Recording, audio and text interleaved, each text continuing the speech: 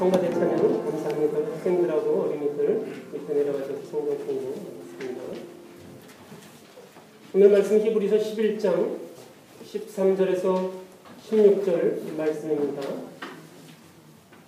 우리가 음식을 먹을 때 먹는 음식을 생각하면 참으로 감사한 일이 많이 있습니다. 식물들이 또 동물들이 그 몸을 우리에게 주어서 그 생명을 우리에게 줌으로 인해서 우리가 생명이 살아갑니다. 생명을 다른 생명에게 줌으로 인해서 우리의 생명이 살아가게 되는 것. 우리가 사는 것은 생명을 우리가 취하기 때문에 우리의 생명이 연장됩니다. 다른 생명의 죽음으로 우리가 존재하게 된다는 그러한 의미가 있습니다.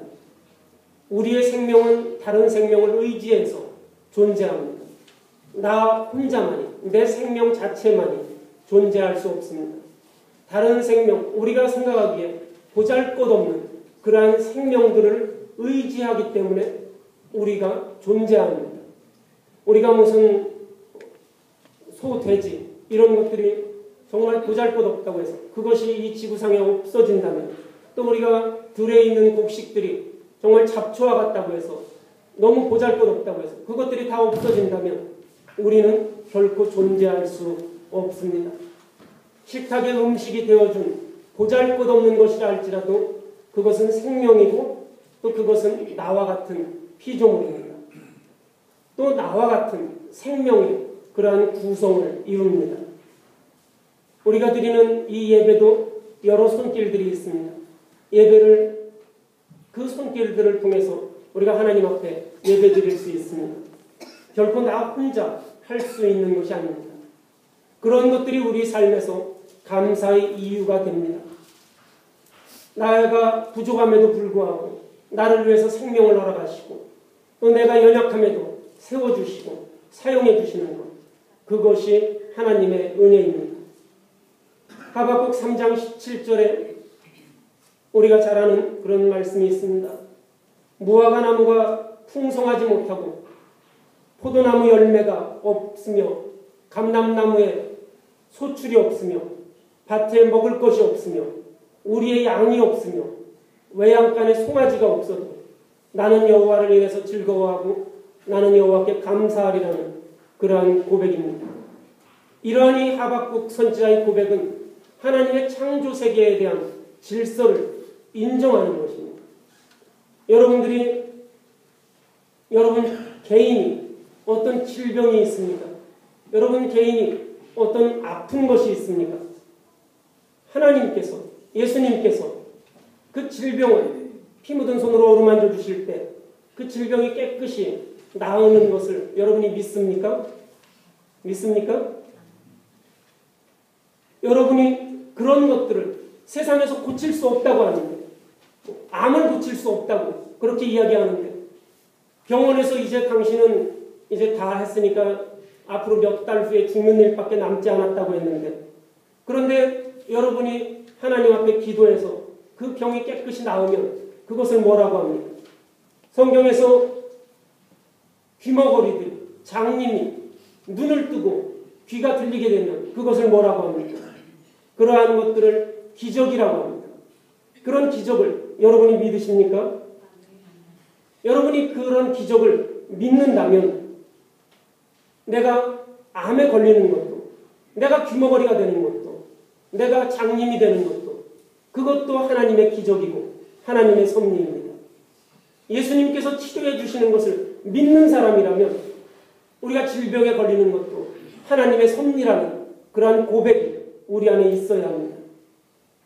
치료가 은혜라면 질병을 주시는 것도 하나님의 은혜이고 그것도 하나님의 계획이고 그것도 하나님의 섭리입니다. 이것이 믿는 자의 믿음이고 이 믿음을 가지고 있던 하박국이 그렇게 고백하는 것입니다.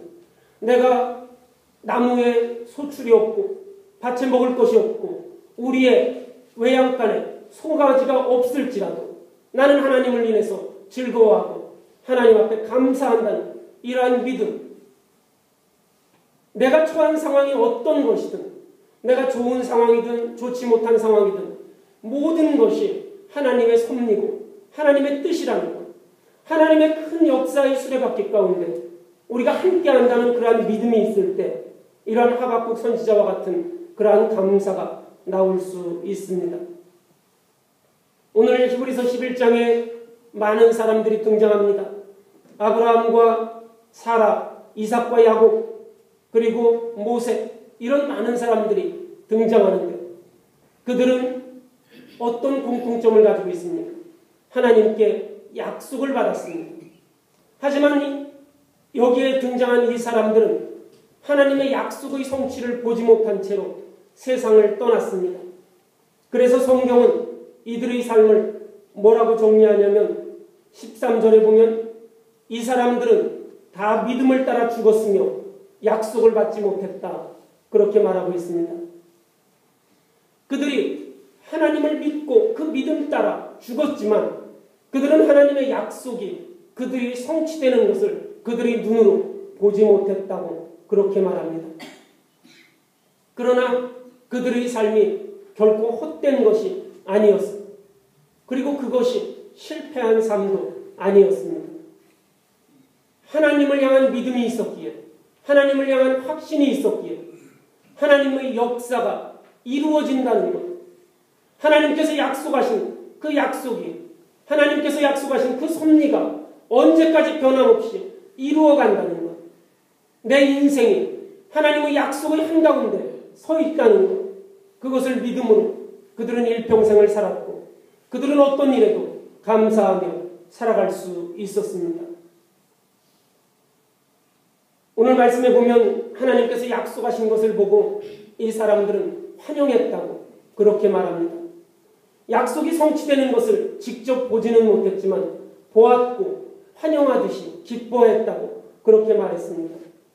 약속의 땅에 가나안에 들어갈 것과 그곳에서 후손들이 살아갈 것, 하나님께서 하신 약속이 성취된 것을 믿음의 눈으로 그들은 보았고 마음으로 깨달아서 기뻐했고 하나님과 동행하면서 하나님의 나라에 그 본향 땅에 찾아가는 이 땅의 나그네의 마음을 가지고 순례자의 마음으로 그들은 살았습니다. 그래서 그들은 그 약속을 보면서 기뻐했습니다.